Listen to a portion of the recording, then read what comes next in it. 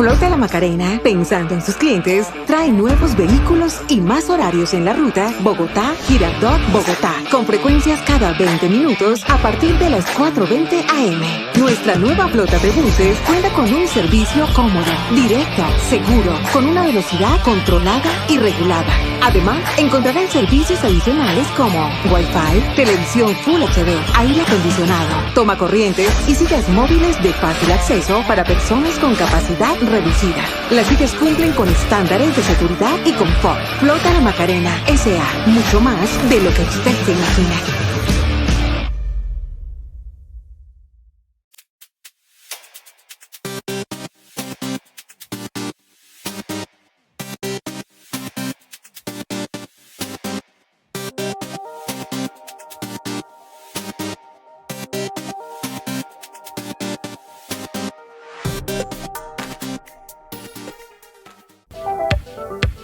Despertando Conciencia.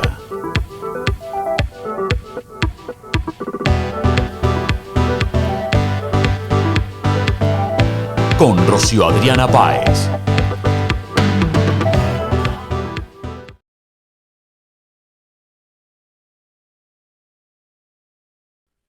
No hay vuelta atrás. La crisis climática ha alcanzado un punto de no retorno. Nuestra codicia, nuestra ansia por crecer y nuestro consumo desmedido han saqueado el planeta. El fin es inminente, inevitable, y lo merecemos. Este es el mensaje apocalíptico que nuestras élites y sus lacayos nos arrojan sin descanso. Una retórica cada vez más extrema y cada vez menos aferrada a los datos. ¿Es real el cambio climático? Lo es. Todo indica que las emisiones procedentes de la quema de combustibles fósiles tienen un impacto en el clima. Pero no es el fin del mundo. Si nos enfrentáramos a un asteroide gigantesco que avanza hacia la Tierra, paralizar todo lo demás y movilizar la economía mundial para evitar el cataclismo sería lo más razonable. Pero el cambio climático no es nada parecido a esto. En este documental quiero presentar un enfoque ambiental realista y racional que sirva de contrapeso al relato apocalíptico antihumanista que nuestros líderes nos imponen y que, lejos de resolver el problema del cambio climático, solo lo empeora, como veremos a lo largo de estas 3 partes que tienes en pantalla. En la primera parte desmontaremos la fábula climática con datos.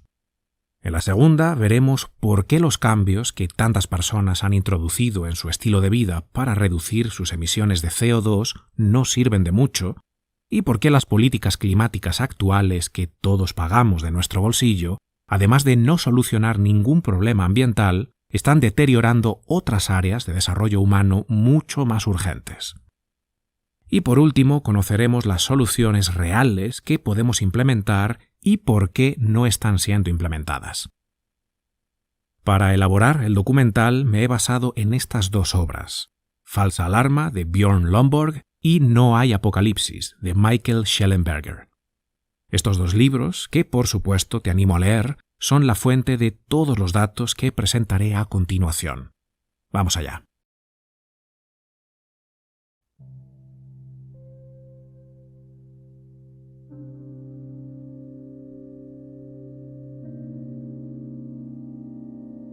El cambio climático lleva asociada una metanarrativa, un relato global que abarca casi todo lo que leemos y oímos relacionado con él.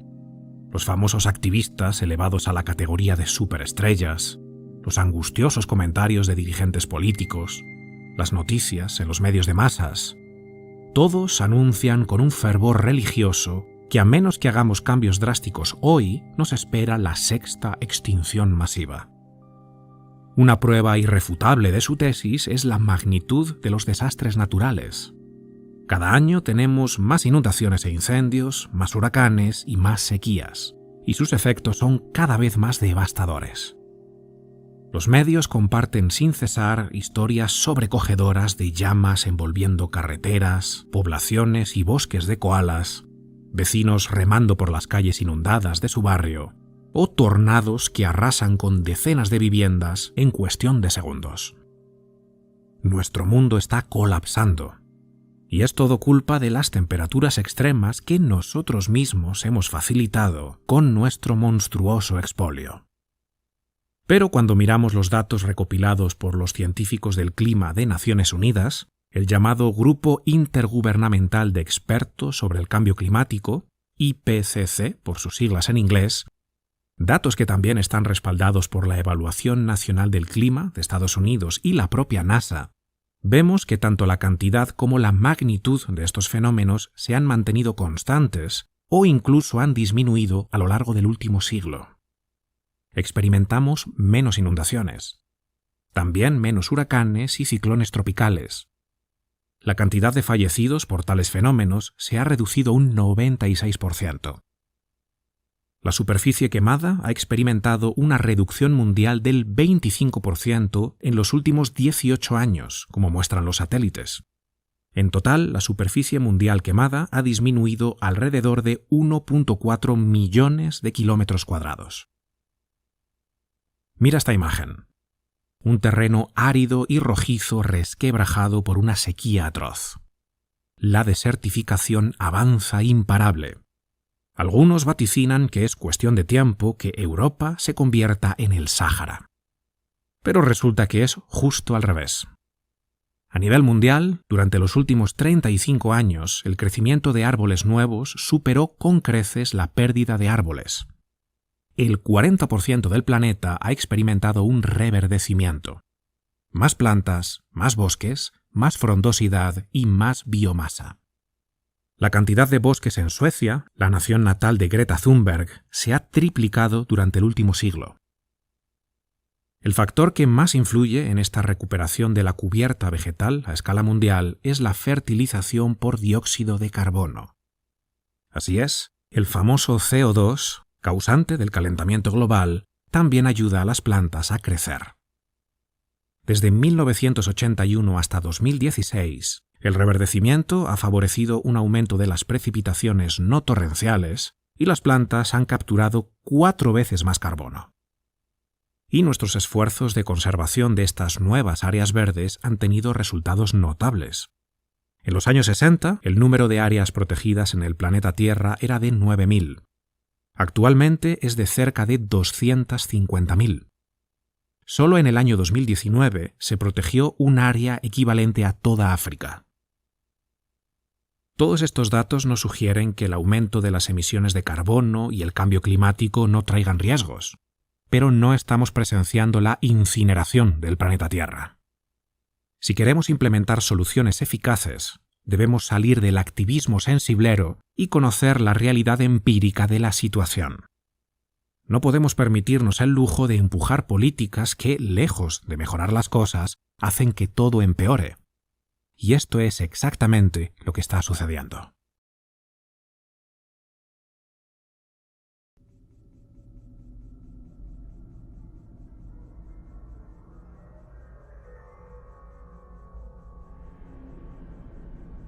Desde la revolución industrial, el planeta ha experimentado un aumento de la temperatura global de en torno a 1 grado centígrado.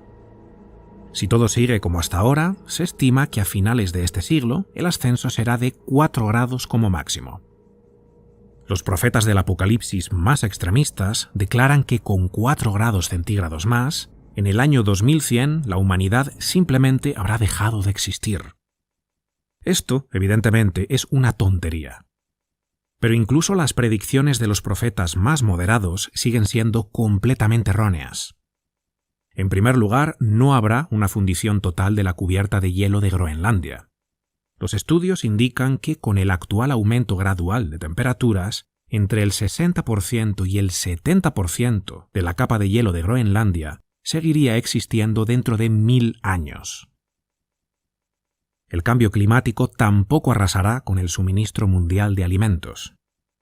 Un amplio estudio realizado para la Organización de las Naciones Unidas para la Agricultura y la Alimentación predice que a mediados de siglo el cambio climático reducirá la producción mundial de los cultivos en tan solo una cantidad equivalente al 1% de la actual. Y el colapso total de la economía que vaticinan tampoco es realista. El profesor William Nordhaus, de la Universidad de Yale, se convirtió en 2018 en el primer economista del clima galardonado con el Premio Nobel de Economía. Para calcular los costes de la incidencia futura del cambio climático, economistas como Nordhaus usan modelos altamente fiables y muy respetados por la comunidad científica internacional, en los que introducen todos los datos científicos de ámbitos muy diversos: agricultura, energía, ascenso del nivel del mar, recursos hídricos, biodiversidad, enfermedades, migración, y calculan el coste económico del cambio climático con diferentes niveles de emisiones de dióxido de carbono, temperaturas, crecimientos económicos y medidas de adaptación. ¿Qué muestran los datos? Que un aumento de 4 grados en la temperatura media tendría una incidencia negativa equivalente a una caída del 2,9% del PIB mundial. Los efectos perjudiciales del cambio climático resultan ser bastante reducidos. Esto no quiere decir que debamos quedarnos de brazos cruzados porque todo está bien. Quiere decir que debemos tomar medidas proporcionales a la magnitud del problema y, muy importante, medidas que ofrezcan un retorno positivo. ¿Estamos haciéndolo? No. Nuestras acciones individuales no sirven para nada y las medidas políticas, lejos de ayudar, resultan ser catastróficas. A nivel individual, los cambios en el estilo de vida para reducir las emisiones tienen intenciones muy nobles, pero los datos muestran que los efectos son minúsculos. Al intentar reducir las emisiones individuales, nos topamos con 3 desafíos fundamentales. El primero es que, por muy radicales que sean nuestros cambios, la reducción que conseguimos suele ser tan pequeña que en muchos casos tiene un efecto residual y ni siquiera puede ser medida. El segundo es que casi siempre ahorramos dinero, y esto supone un problema debido al famoso efecto rebote. Lo gastamos en otras cosas que generan nuevas emisiones, en ocasiones incluso mayores que lo que habíamos reducido inicialmente con nuestros cambios. Y el tercero es que muchas de nuestras acciones individuales acaban teniendo un efecto adverso en los ecosistemas por culpa de una mala gestión de esos que nos exigen que hagamos cambios. Un claro ejemplo es el reciclaje. La imagen de la tortuga envuelta en plástico o de los grandes cetáceos con sus estómagos llenos de desechos movilizó a Occidente. Pero incluso algo tan básico como el reciclaje puede tener consecuencias nefastas si la gestión es corrupta. En muchas ocasiones, lo que pones en el contenedor de reciclaje se envía a países como Indonesia y Malasia. Por el camino, muchos de estos desechos que cuidadosamente habías reciclado acaban en el océano. Y una vez que llegan a su destino, esos países no tienen la infraestructura para lidiar con ellos, así que se crean vertederos ilegales. Entre el 60% y el 90% de los desechos electrónicos de los países ricos acaban en esos basureros ilegales de los países pobres.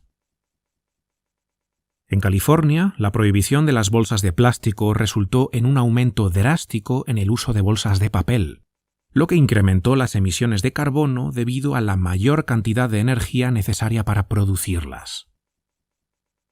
Para que una bolsa de papel tenga un impacto menor en el medio ambiente, debe utilizarse 43 veces antes de desecharse. Esta dosis de realidad hizo que los ambientalistas tuvieran que dar un completo giro en sus protestas y comenzaran a exigir la alternativa de los bioplásticos. El problema es que algunos bioplásticos son tan duraderos como los plásticos hechos de productos derivados del petróleo. Además, todos provienen de cultivos. Cambiar de plásticos fósiles a bioplásticos requeriría expandir las tierras agrícolas en los Estados Unidos entre un 5 y un 15% y destruir el ecosistema natural de estas tierras para convertirlas en monocultivos. Dejar de consumir carne roja es otra de esas medidas individuales que no tienen ningún sentido.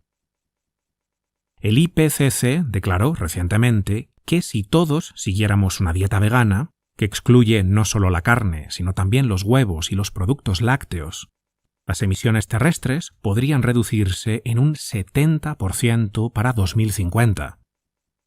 70% es un número muy prometedor. Además, nuestros amados líderes, que son muy comprensivos, permiten que la dieta vegana también incluya insectos. Ya no hay que lavar la lechuga. Puedes comerla con gusanos. Son todo ventajas. El problema es que esta cifra es falsa. Un análisis completo y sistemático revela que eliminar la carne de la dieta y ponernos todos a comer grillos reduce las emisiones personales en un equivalente a 540 kilos de dióxido de carbono al año. ¿Qué supone esto para un ciudadano medio del mundo industrializado? Una reducción de las emisiones de tan solo el 4,3% según varios estudios. Las soluciones realmente significativas no llegarán de cambios individuales en el estilo de vida, cuyo impacto es mínimo en el mejor de los casos o perjudicial en el peor, sino de políticas colectivas bien gestionadas. Lamentablemente, nuestras políticas climáticas actuales no funcionan. Si lo hicieran, debería estar disminuyendo la cantidad de dióxido de carbono que emitimos por cada unidad de energía producida, lo que se conoce como intensidad de emisión. Pero no es así. En diciembre de 2015, líderes de casi todos los países del mundo aprobaron el Acuerdo de París sobre el cambio climático. Fue aclamado como un logro histórico. Por desgracia, cumplir con el acuerdo costará billones de dólares al año, pero su repercusión en el clima será casi nula. Si todos los compromisos se cumplen a rajatabla, a finales de siglo solo habremos logrado reducir la subida de la temperatura en unos casi imperceptibles 0,03 grados centígrados. Pero no hace falta que nos vayamos al año 2100 para deducir que es todo una farsa. Veamos lo que está sucediendo hoy. Actualmente, las energías solar y eólica cubren alrededor del 1% de las necesidades energéticas mundiales. Para impulsar esas ineficientes energías, los gobiernos gastan más de 140.000 millones de dólares al año, que se emplean en la construcción de más granjas solares, más turbinas eólicas y más baterías. Las granjas solares ocupan grandes cantidades de tierra en la que toda vida silvestre debe erradicarse. El impacto ambiental es desastroso. Además, requieren 16 veces más materiales en forma de cemento, vidrio, concreto y acero que las plantas nucleares y generan 300 veces más desechos. Sí, 300. Las turbinas eólicas, además de contar con el mismo problema de materiales y desechos, se han convertido en una de las mayores amenazas para especies de aves protegidas. Al ocupar grandes áreas de hábitat migratorio, están aniquilando a águilas reales y calvas, búhos llaneros, halcones de cola roja, gavilanes de Swainson, cernícalos americanos, milanos de cola blanca, halcones peregrinos y halcones de las praderas, entre muchos otros, a un ritmo sin precedentes. Destruir la biodiversidad para salvar al planeta. El asunto de las baterías tampoco es demasiado alentador. Uno de los centros de almacenamiento de baterías de litio más grandes del mundo se encuentra en Escondido, California. Pero solo puede almacenar suficiente energía para unos 24.000 hogares estadounidenses durante 4 horas. Recordemos que en los Estados Unidos hay alrededor de 134 millones de hogares, sin contar negocios y fábricas.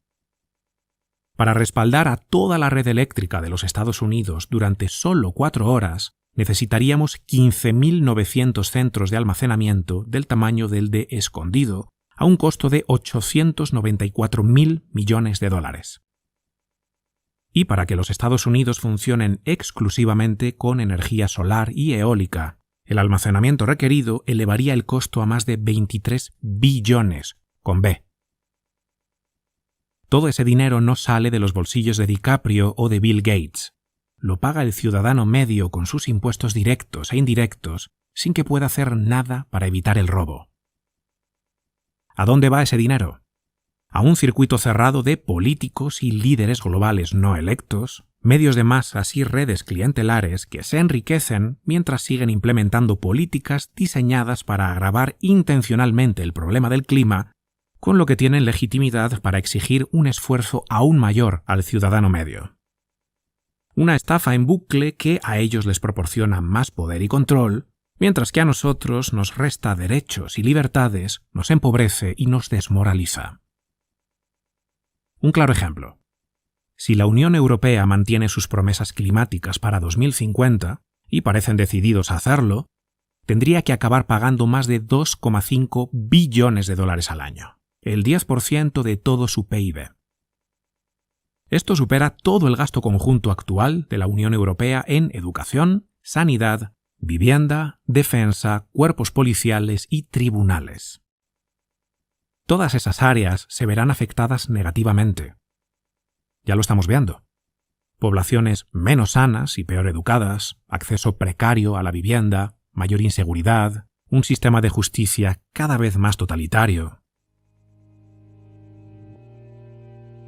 Estamos condenando a nuestros hijos y a nuestros nietos a un futuro menos próspero y con menos oportunidades.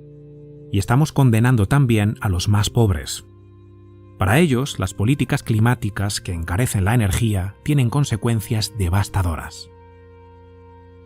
En primer lugar, los inviernos serán mortales. El frío mata a muchas más personas que las olas de calor. Por cada vida que se pierde por culpa del calor, hay 17 personas que mueren de frío. En segundo lugar, con una energía más cara, la producción agrícola, el procesado de alimentos y el transporte incrementarán en un 110% el precio de los alimentos de aquí a 2050. Y esto tendría el resultado neto de sentenciar a 78 millones de personas a morir de hambre.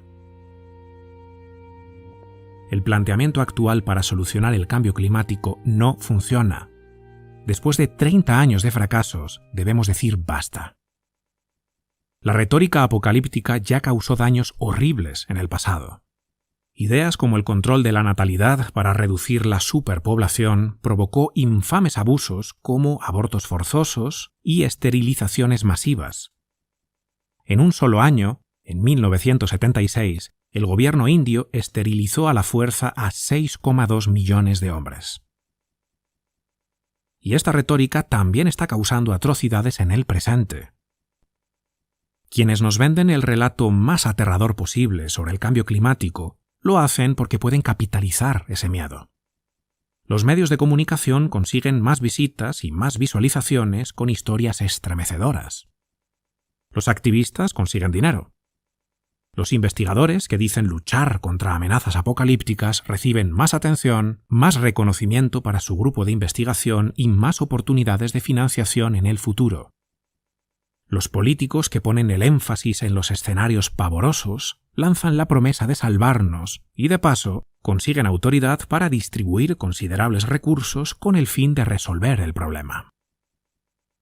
Debemos resistirnos al llamamiento miope de activistas, grupos de presión ecologistas y políticos populistas que prometen acabar con las emisiones de carbono a costa de traernos muerte y miseria. Como decía Mencken, la urgencia por salvar a la humanidad es casi siempre una máscara que oculta la urgencia por gobernarla.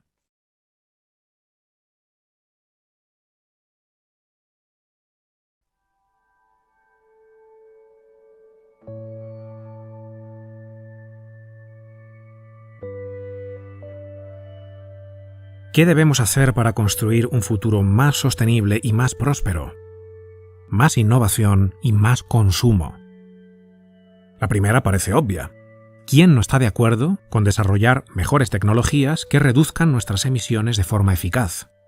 Pero ¿y la segunda? Más consumo. Dejar de consumir es realmente la única forma de tener algún impacto en este momento, lo cual es un mensaje difícil de aceptar para muchas personas, dicen los activistas de Extinction Rebellion, una opinión a la que se suman nuestros dirigentes y sus lacayos. Se equivocan. La solución no es dejar de consumir, sino consumir más. En un momento vemos detalladamente por qué. Empecemos por la primera vía, la innovación, I+D. En este momento, las energías solar y eólica son soluciones caras e ineficientes comparadas con los combustibles fósiles. Necesitamos fuentes de energía verde más baratas que los combustibles fósiles, y la única forma de lograr algo así es innovar. En lugar de convencer a la gente para que no viaje en avión, deberíamos centrarnos en mejorar la eficiencia energética de este transporte. ¿De dónde sale ese dinero? De retirar las subvenciones a las ineficientes políticas climáticas actuales y emplearlo en innovación y desarrollo tecnológico, que además tiene un coste bastante bajo. Con 100.000 millones de dólares se podría financiar la innovación en una gran variedad de tecnologías verdes. Según el Consorcio de Copenhague, fundado por Björn Lomborg y que reúne a expertos y premios Nobel en multitud de áreas, nuestro foco inicial debería estar en el almacenamiento de energía, la energía nuclear y la captura de carbono del aire. Vamos a ver estas tres áreas por separado. La primera es el almacenamiento de energía. Si lográramos almacenar cantidades casi ilimitadas de energía solar y eólica, entonces la energía almacenada podría usarse cuando se necesitara y no solo cuando la naturaleza se digne a proporcionarla. Cuando oímos hablar de almacenamiento de energía, pensamos de inmediato en las baterías recargables, como las de los coches eléctricos. Pero estas representan menos del 1% de la energía almacenada en todo el mundo. El 96% del almacenamiento energético actual se basa en la vieja y conocida tecnología para embalsar agua.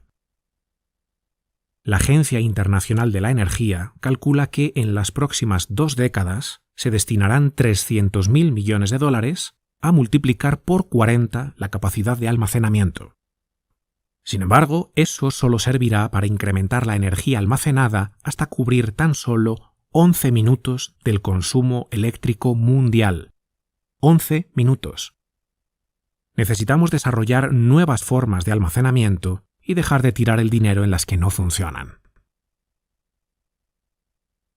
El segundo sector obvio para invertir en I+D es la energía nuclear. La energía nuclear no emite dióxido de carbono y es muy segura, lo cual a muchos les sorprende.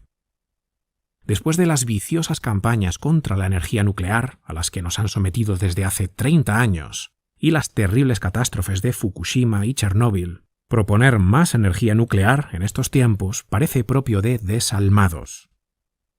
Veamos algunos datos. En condiciones normales de funcionamiento, la energía nuclear emite menos radiactividad que el carbón, es decir, es mucho menos contaminante, y también provoca menos muertes. Y aquí viene el dato que más suele sorprender. Los desechos nucleares son muy escasos y poco contaminantes. Todo el combustible nuclear generado en la historia de los Estados Unidos cabe en un solo campo de fútbol. Además, la contaminación mediante las barras de combustible nuclear es muy poco probable. Son monitoreadas de cerca y protegidas en tierra dentro de plantas nucleares fuertemente custodiadas. Incluso si de alguna manera terminaran en un río, estos desechos están fuertemente aislados y difícilmente entrarían en contacto con el agua. La energía nuclear proporciona calor abundante, fiable y económico. Sin embargo, muchas personas le tienen pánico. Hollywood hizo bien su trabajo. ¿Y qué decir de los Simpson? Esos contenedores de los que se escapaba un lodo verde incandescente, esas tuberías que vertían radioactividad en el río y los peces de 3 ojos que por allí pululaban. Décadas de desinformación generalizada lograron que hoy tantas personas sigan creyendo que las plantas nucleares en general y los desechos nucleares en particular constituyen una amenaza importante para la seguridad pública. Y un tercer ámbito que podría tener una gran repercusión si se investiga más en él es la captura de carbono del aire. Se trata simplemente de una maquinaria instalada en el suelo para succionar el dióxido de carbono del aire y almacenarlo de forma segura.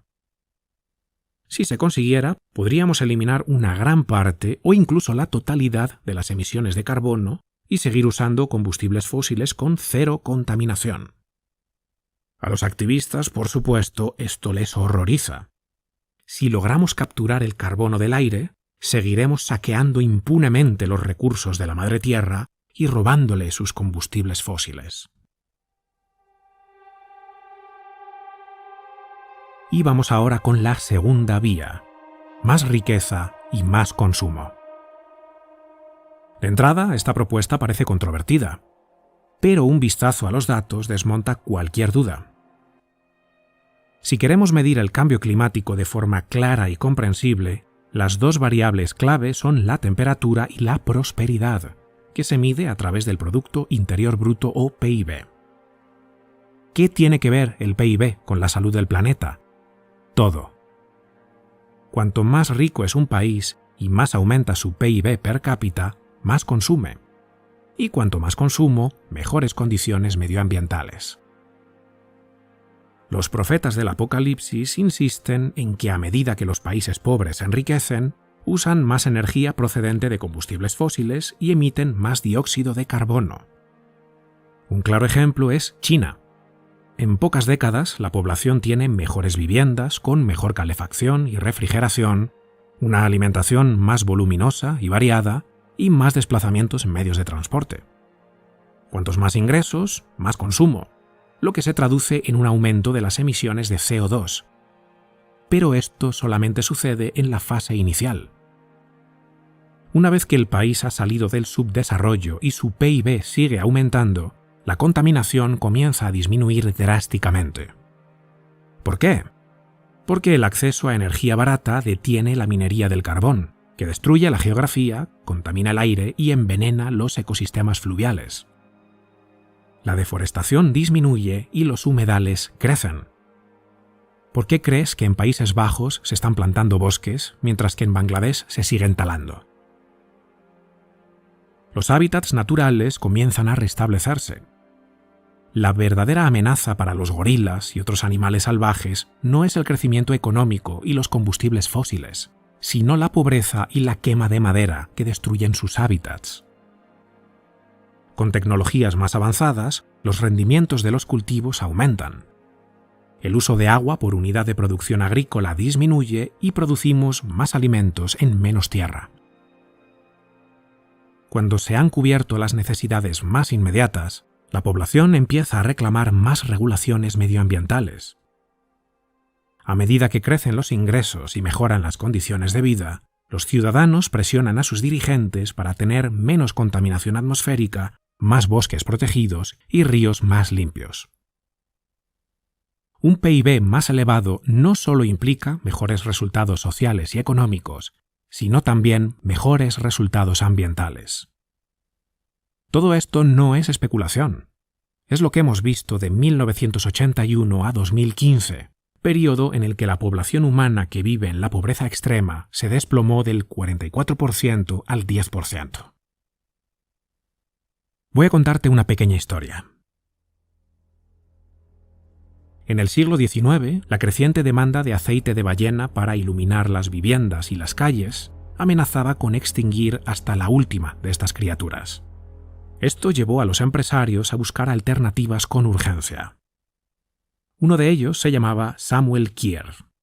En 1849, su esposa cayó enferma y un médico le recetó American Medicinal Oil, petróleo, para tratar su enfermedad.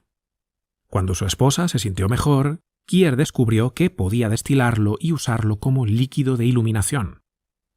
Un producto basado en el petróleo, más barato y sostenible que el aceite de ballena. Y fruto de ello surgió la producción generalizada de queroseno a base de petróleo, que rápidamente se apoderó del mercado de fluidos de iluminación en los Estados Unidos, salvando así a las ballenas, que ya no eran necesarias. La historia de un pequeño grupo de amantes de la naturaleza luchando contra villanos codiciosos para salvar el mundo es la película perfecta para un sábado por la tarde, pero la realidad, aunque menos dramática y emocionante, es otra. La gente salvó a las ballenas porque ya no las necesitaba. Y ya no las necesitaban porque habían creado alternativas más abundantes, más baratas y mejores. Se trata de que los países se enriquezcan. ¿Por qué los países pobres talan sus bosques y los queman? Porque es la forma más barata de sobrevivir. Queremos mitigar los daños del cambio climático. Hay que enriquecer a los pobres. No hay que reducir la población. libre comercio que propicie grandes inversiones en educación, salud y tecnología. Nuestros gobernantes pretenden lo contrario. Más regulaciones, más impedimentos al libre comercio y que los pobres paguen más por la energía. La construcción de la presa Grand Inga en el río Congo, planificada desde hace mucho tiempo, generaría 100.000 megavatios. Toda África tendría acceso a abundantes suministros de electricidad barata. Oh no, lo sentimos mucho, hermanos africanos, pero contamina. No podéis tener acceso a energía barata. Es hipócrita y poco ético exigir que las naciones más pobres sigan un camino hacia la prosperidad más costoso y, por lo tanto, más lento que el que siguió Occidente.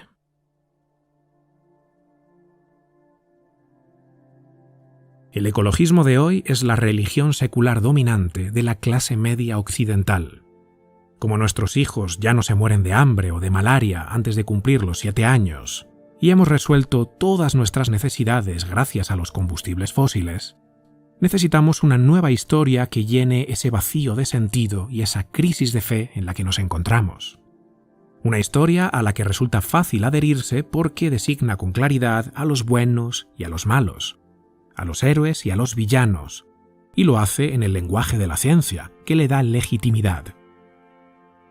El ambientalismo apocalíptico ha reemplazado a Dios por la naturaleza. En la tradición judeocristiana, los problemas humanos surgen de nuestra incapacidad para ajustarnos a la voluntad de Dios. En la tradición ambiental apocalíptica, los problemas humanos surgen de nuestra incapacidad para adaptarnos a la voluntad de la naturaleza, de la que estamos abusando. El despreciable ser humano ha depredado de forma malévola y deliberada a la Pachamama para levantar su repugnante civilización. Es una historia irresistible para quienes viven en el fango de la mediocridad y aspiran a sentirse héroes sin necesidad de soltar su teléfono. Ya no tienes que hacer nada único e inigualable. No tienes que lograr ninguna proeza que aporta un valor masivo al mundo. No tienes que realizar ninguna gesta extraordinaria y memorable. Solo tienes que preocuparte mucho por la mamá tierra y proclamar lo preocupado que estás en tus redes sociales. A no ser que seas de los más audaces, en cuyo caso puede que logres la extraordinaria hazaña de tirarle botes de tomate a obras de arte. Hasta puede que seas tan intrépido que te atreverás a cortar el tráfico matutino pegándote al asfalto con adhesivos altamente contaminantes.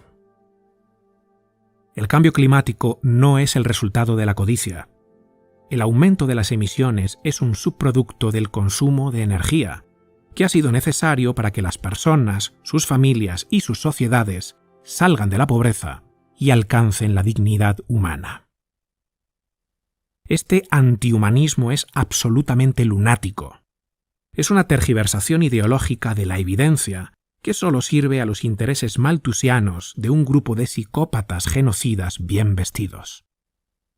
Estamos a tiempo de deshacer el hechizo, recuperar la cordura y cambiar la historia. La elección es nuestra.